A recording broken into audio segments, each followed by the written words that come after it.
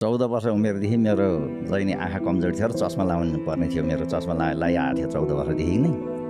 अनि सन्ताराम बालजी महाराज फरानमा गइसकेपछि अनि यो चस्मा नि छुट्यो मेरो।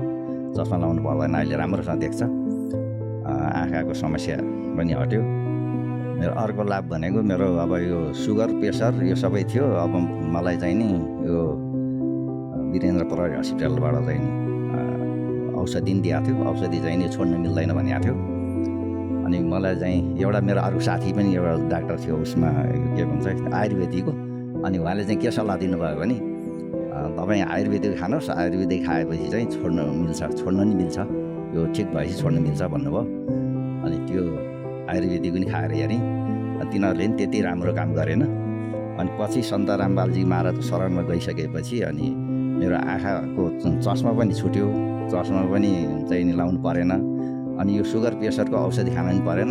अटोमेटिक आफसे आफ ठिक भएर गयो। मैले यो थाहा नै भएन कसरी ठिक भयो भन्ने कुरा नै थाहा भयो। मेरो भक्तमतीलाई पनि साह्रै दाँतले समस्या गर्थ्यो, दाँत दुखेर किराले खाएर। अनि मन्त्र दीक्षा दिलाएँ मैले त्यहाँ आनमना लगेर। अनि त्यो दिलाएर मन्त्र दीक्षा दिलाएर घरमा आइपुग्दाखेरि मेरो श्रीमतीको त्यो के अरे दुखाइ पनि त्यत्तिकै थाहै नपाइकन हरायो।